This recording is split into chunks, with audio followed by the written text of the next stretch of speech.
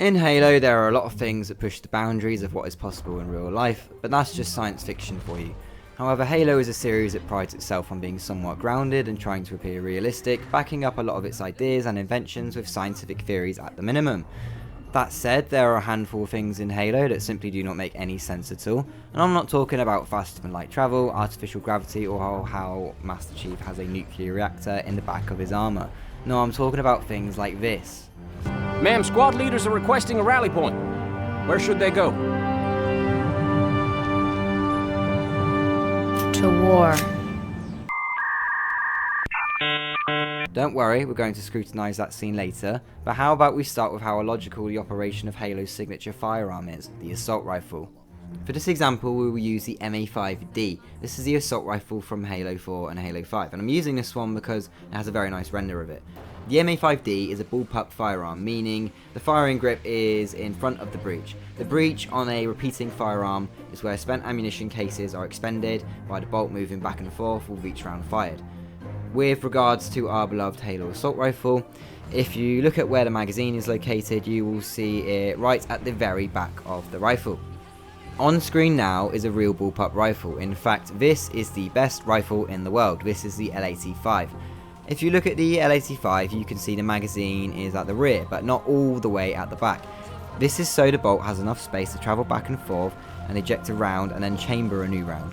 Looking again at the MA5, you will see there is no space for the bolt to move back and forth. Realistically, it would be poking out the back of the gun every time a round was fired. There is two possible explanations for this. One is that advancements were made by firearms designers where they were able to shrink the bolt group into an incredibly tiny space somehow, or the more likely answer is because video game. Now, I could make a whole video about how human firearms in Halo don't make much sense, but for now we have more matters to discuss, such as the Warthog Run on the moor during Combat Evolved. Do you ever go through this section of the game and actually wonder where you are on the ship? By looking it up, it would appear we are at the top, okay? But then, why would a warship be designed with an open top, and why does it have so many large twisty corridors with speed bumps, and why do these corridors have such large accents and descents? And if we take a look at this image here, we can see that the Warthog Run is far larger than the Pillar of Autumn itself, but you will also notice this giant glaring gap in the middle of the ship. This is where Fohammer is supposed to pick you up, but she is shot down at the last moment. Having a huge gap in the ship isn't exactly structurally sound from a ship design's perspective.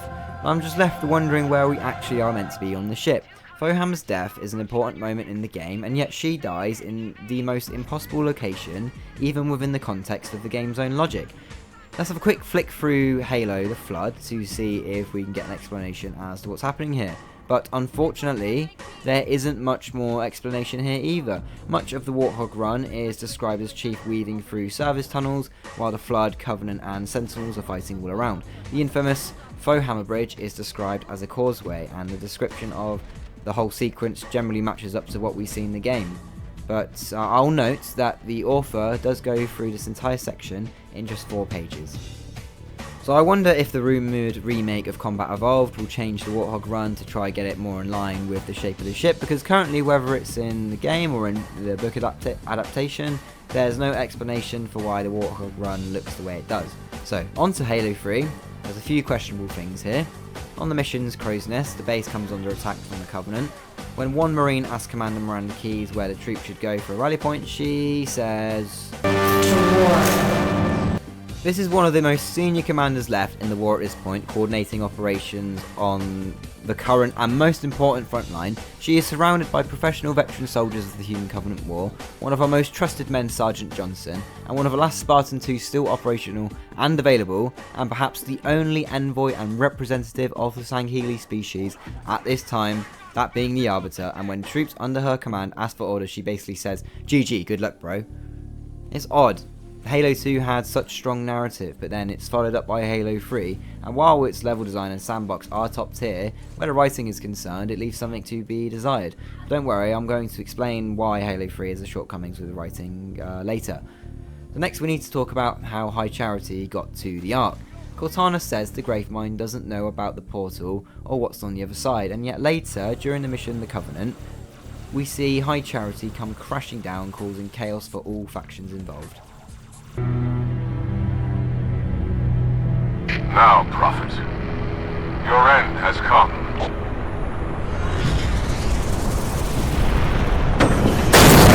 Surprise, motherfucker! Brace for impact! How did High Charity get to the Ark? Because it's not explained in the game, and to the best of my memory, it's not explained in any book either. But I will offer you an explanation, dear reader. The Gravemind aboard High Charity did not use the Ark portal out Earth, because if he had done, he would have likely also attacked Earth in the process. This would turn Earth into an infected flood blightland, and the war would be lost to the flood just like that. The Ark portal, being a Forerunner slipspace teleporter, would have made it much quicker to travel through than slipspace via human or Covenant methods.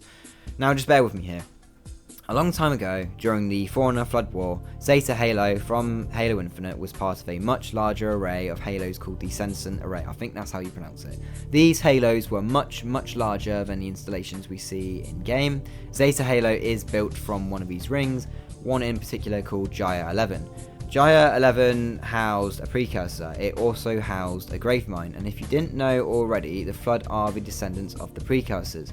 They quite literally came about from the remains of the precursors.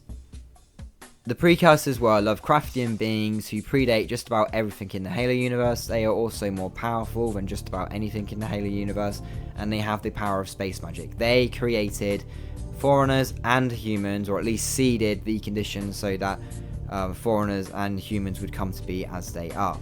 The knowledge of this space magic, and that's not what it's actually called, but this is the easiest way to describe it. The knowledge of this space magic is passed down to the Flood, and with the help of Mendicant Bias, the Flood are able to defeat the Forerunners in every single conventional engagement, completely consuming the Forerunner Empire, which spans billions of the world. And when I say conventional, I just mean everything not involving a Halo ring.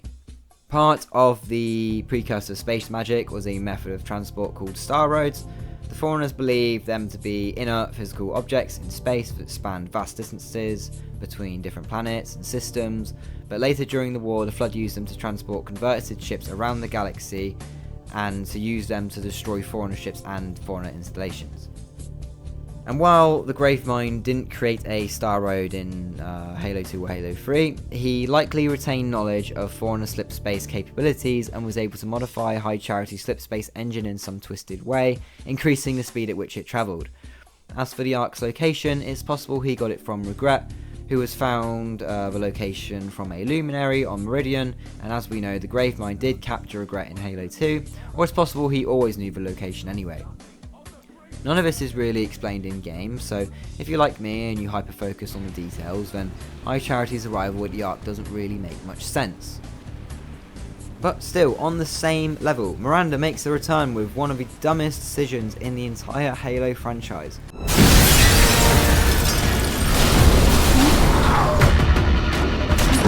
Johnson! Killjoy. Gotcha, bitch!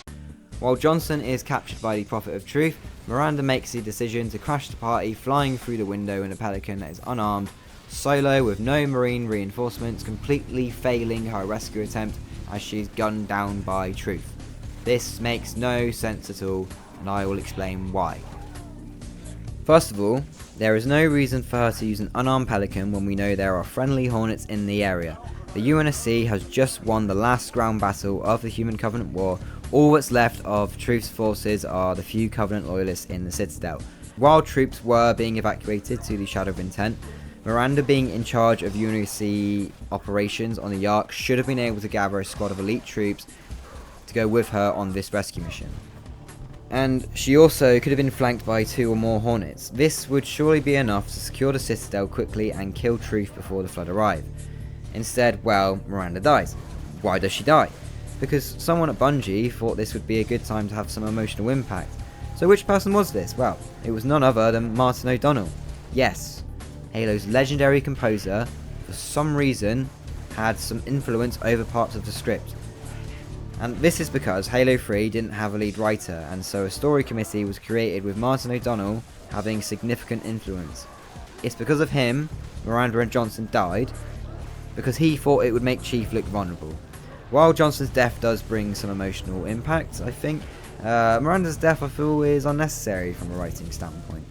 Now, of course, this story was told to us in 2007, so we all just accept it now, but I think Marty should stick to his amazing skill set of composing music, because creative writing is not his forte.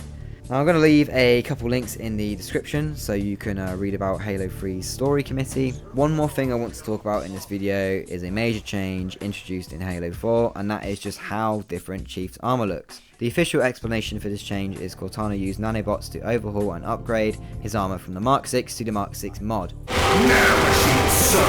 Nanobots, for just about anything, is one of the most laziest coping tropes in writing science fiction.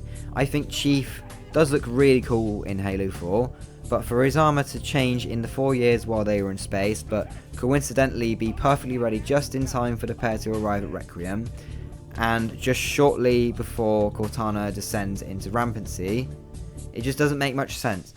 Where are the nanobots stored on Unity's ships? Or are they just in cryotubes? And if so, what are they doing there?